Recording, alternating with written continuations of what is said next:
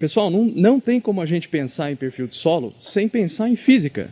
Sem pensar em física. E não somente compactação, né? Então, se a gente parar para pensar, vamos lembrar, um solo ideal é um solo que é formado por metade do volume do solo. É feito de partículas, ou seja, os minerais e a matéria orgânica, e a outra metade tem que ser formada por vazios. Então seriam poros. E esses poros, para ter as plantas poderem aproveitar todos os recursos, precisa ter uma distribuição ideal.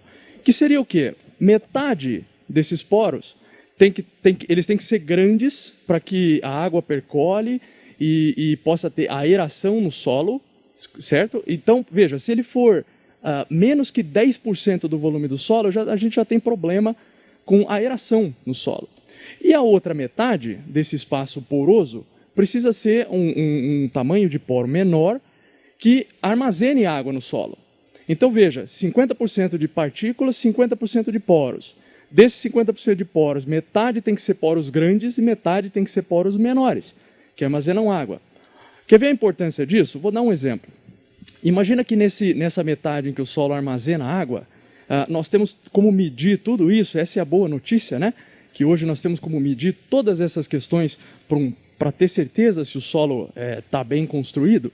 Mas veja que se a gente detecta que um solo armazena 1 milímetro, por exemplo, de chuva ou de água por centímetro de camada de solo, para eu proteger a soja no pico do consumo hídrico, que seria lá na floração, granação, em que ela consome 7 milímetros por dia, mais ou menos, eu precisaria ter 1,40 m, por exemplo, de perfil para ter água para sustentar 10 dias de uma soja nesse momento, sem água, sem chuva.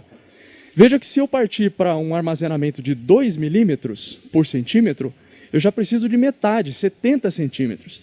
Então, isso coloca uma questão importante, que é o seguinte: o que é perfil de solo? Será que é 1 metro para todo mundo? Será que é 2 metros para todo mundo? Discute-se muito isso, né? Então, veja que, dependendo do armazenamento do solo no perfil, eu posso precisar de mais ou menos perfil.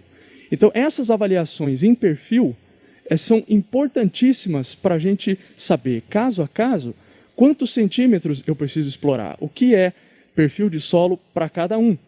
Porque assim, convenhamos que corrigir o solo e colocar tudo em perfil é uma dificuldade grande. Custa caro, envolve produtos, envolve manejo, ótimo. Então, quanto menos perfil de solo eu precisar, né, mais racional vai ser esse investimento.